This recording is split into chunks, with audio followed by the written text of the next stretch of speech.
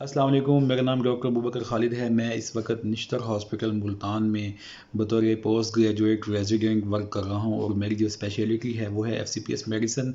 और फर्दर जो मेरी सब स्पेशलिटी है वो FCPS नेफ्रोलॉजी। नाज़रीन, जैसे कि आप लोगों को मालूम है कि मेरा इस चैनल बनाने का मकसद सिर्फ़ और सिर्फ ये है कि आम लोगों के अंदर उनकी सेहत के बारे में शऊर पैदा कर सकूं। तो आज की इस वीडियो में आप लोगों से बात करूंगा कोरोना वायरस की जो नई शक्ल, नया वेरिएंट सामने आया है जिसको ओमिक्रॉन का नाम दिया जा रहा है, उसकी क्या फ़ीचर्स हैं, क्या उसकी अलामत हैं, क्या उसके बारे में ख़ास बातें हैं जो हमें जानना ज़रूरी हैं और ये किन लोगों को ज़्यादा मुतासिर कर रहा है। और इसके अलावा इस वेरिएंट के अंदर इन्फेक्शन करने के चांसेस ज़्यादा क्यों हैं और ये क्या वैक्सीनेटेड लोगों के अंदर भी इन्फेक्शन कर सकता है या नहीं कर सकता। इसके अलावा किस उम्र के लोग इससे मुतासिर हो रहे हैं और किन ममालिक में ये वेरिएंट दरियाफ्त हुआ है और पाकिस्तान में आने वाले वक्तों में क्या होगा और हमें क्या करना चाहिए, ये सब चीज़ें हम आज की इस वीडियो में डिस्कस करेंगे। तो वीडियो स्टार्ट करने से पहले मैं उन लोगों से रिक्वेस्ट करूंगा जिन लोगों ने अभी तक मेरा चैनल सब्सक्राइब नहीं किया वो मेरे चैनल को सब्सक्राइब कर दें ताकि इस तरह की वीडियोस आप लोगों तक पहुंचते रहें। तो आइए हम स्टार्ट करते हैं कि ओमिक्रॉन जो नया वेरिएंट है वो कहाँ दरियाफ्त हुआ है। 24 नवंबर को साउथ अफ्रीका में ये वेरिएंट पाया गया है, इसके केसेस मिले हैं और अब तक 12 ममालिक के अंदर इसके केसेस दरियाफ्त हो चुके हैं और WHO ने इसको वेरिएंट ऑफ कंसर्न का नाम देके यानी कि पूरी दुनिया के लिए ख़तरे की घंटी बजा दी है कि तैयार हो जाएं, ये वेरिएंट फैलने वाला है। इसके अंदर फैलने की सलाहियत 200 से 500% तक पुरानी वेरिएंट से बहुत ज़्यादा है। ये तो कंफर्म बात है, अभी तक जितनी रिसर्च हो चुकी है कि ये बहुत तेज़ी से फैलेगा और इसके अंदर जो जो फेफड़ों के जो सेल्स होते हैं उनके अंदर चिपकने की सलाहियत भी बहुत ज़्यादा है क्योंकि इसके अंदर एक ख़ास किस्म की प्रोटीन्स हैं जिनको हम स्पाइक प्रोटीन का नाम देते हैं और जो कि इसको हेल्प करती हैं फेफड़ों के जो सेल्स होते हैं लंग सेल उनके साथ चिपकने और इन्फेक्शन पैदा करने में इसकी हेल्प करती हैं। तो ये इन्फेक्शन बहुत तेज़ी से कॉज करेगा और इसके ऊपर अभी तक जो रिसर्च हुई है वो ये है कि ये बहुत तेज़ी से फैलेगा। अभी तक जिन ममालिक का नाम लिया जा रहा है, जिन ममालिक के अंदर ये वेरिएंट पाया गया है उनमें साउथ अफ्रीका है, इसराइल है, हांगकॉन्ग है और भी मुख्तलिफ ममालिक के अंदर ये वेरिएंट फैल चुका है। अब आप लोगों को बतलाऊँगा इस वेरिएंट के अंदर जो ख़ास बातें हैं वो क्या हैं जो कि हमारे लिए जानना ज़रूरी है। एक तो ये कि इसके अंदर स्पाइक प्रोटीन्स होती हैं जो कि लंग सेल्स तक पहुंचने और उसके साथ चिपकने और उसके अंदर इन्फेक्शन पैदा करने की सलाहियत इसके अंदर बहुत ज़्यादा है इसकी इन प्रोटीन्स की वजह से। दूसरी जो सबसे बड़ी ख़तरनाक बात है जो इस वेरिएंट के अंदर है वो ये है कि इसके अंदर म्यूटेशंस 30+ हैं, यानी कि इसकी जो शक्लें हैं जो ये तब्दील कर सकता है वो 30 से भी ज़्यादा जो शक्लें हैं वो इसके अंदर पाई जाती हैं, जो कि इस वेरिएंट की सबसे ख़तरनाक बात है। और ये जो म्यूटेशंस हैं, ये जो इसकी शक्लें तब्दील करने वाली जो इसके अंदर सलाहियत है, ये हमारे लिए मुश्किलात में इजाफ़ा कर सकती है क्योंकि क्योंकि जितनी म्यूटेशन ज़्यादा होंगी उतनी जो है वैक्सीनेशन जो है वो इसके ऊपर काबू नहीं कर पाएंगी और इसका डिटेक्ट होना और अलामात जो इसकी तब्दील होती रहेंगी विद एवरी न्यू फेस, तो वो हमारे लिए काफ़ी मुश्किलात में इजाफ़ा कर सकती है। अब तक के रिसर्च के बारे में ये बताया जा रहा है कि ये ज़्यादातर नौजवान लोगों के अंदर ज़्यादा इन्फेक्शन कॉज कर रहा है। अब हमारे ज़हन में ये सवाल पैदा होता है कि क्या इस जो ये वेरिएंट है इसकी जो बीमारी की नौयत है वो क्या शदीद है पहले से भी ज़्यादा या पहले से कम है। अभी तक जितनी रिसर्च हुई है उसमें ये बतलाया जा रहा है जो कि एक तसल्ली बख्श बात है वो ये है कि इस वेरिएंट की वजह से जो केसेस रिपोर्ट हुए हैं उनके अंदर सीवियरिटी ऑफ डिजीज़ इतनी ज़्यादा नहीं है। अभी तक इस बात पर मुकम्मल रिसर्च नहीं हुई कि इसके अंदर सीवियरिटी ऑफ डिजीज़ कितनी होगी, लेकिन जो केसेस अभी तक पाए गए हैं इसराइल, साउथ अफ्रीका और हांगकॉन्ग के अंदर, उनके अंदर सीवियरिटी ऑफ डिजीज़ इतनी ज़्यादा नहीं है। इसके अलावा री इन्फेक्शन इन दोज पीपल जो कि वैक्सीनेटेड हैं, दोबारा इन्फेक्शन होने के चांस जिन लोगों को ऑलरेडी वैक्सीन लग चुकी है, लोगों के ज़हन में सवाल आ रहा होगा क्या ये उनको भी इफ़ेक्ट करेगा। जी हाँ, एक थ्योरी ये भी पाई जाती है कि इन्फेक्शन उन लोगों के अंदर कंपैरेटिवली ज़्यादा पाया जा रहा है जिन लोगों को वैक्सीन लग चुकी है,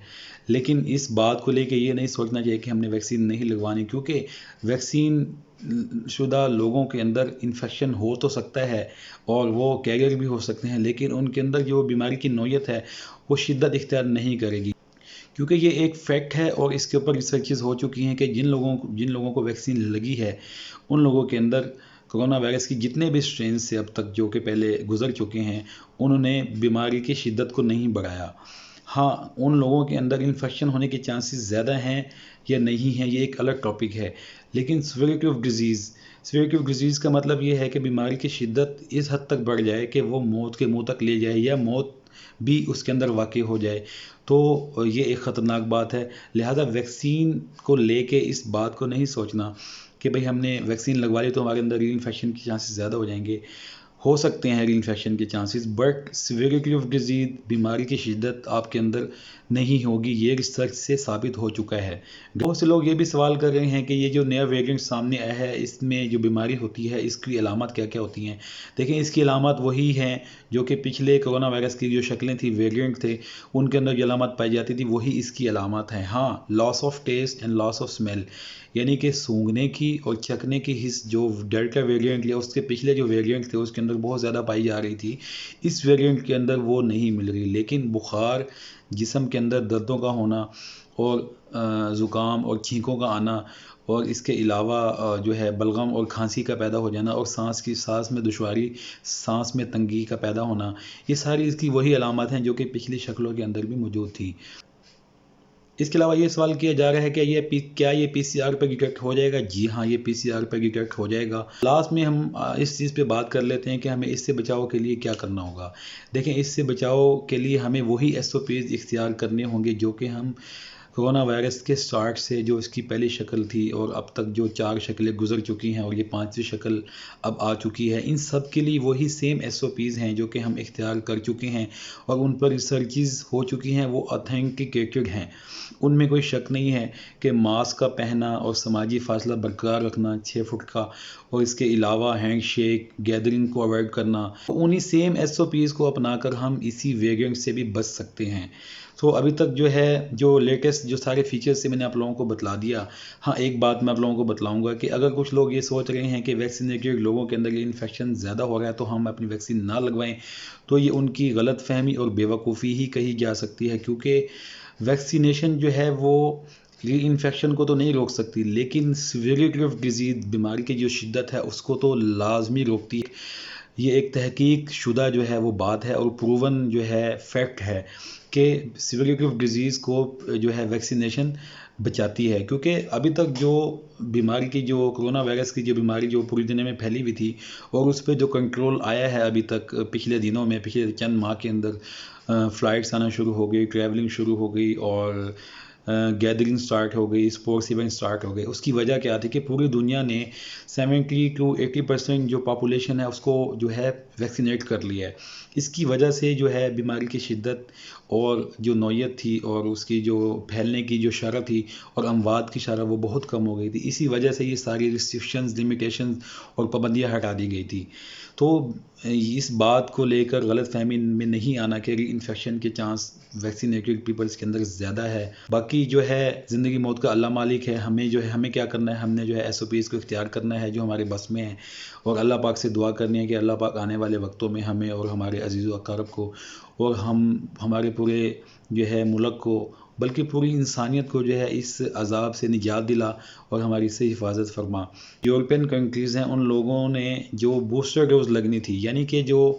आम तौर पर जो वैक्सीन, कोरोना की वैक्सीन लग रही है, उसके 2 स्टेप्स होते हैं।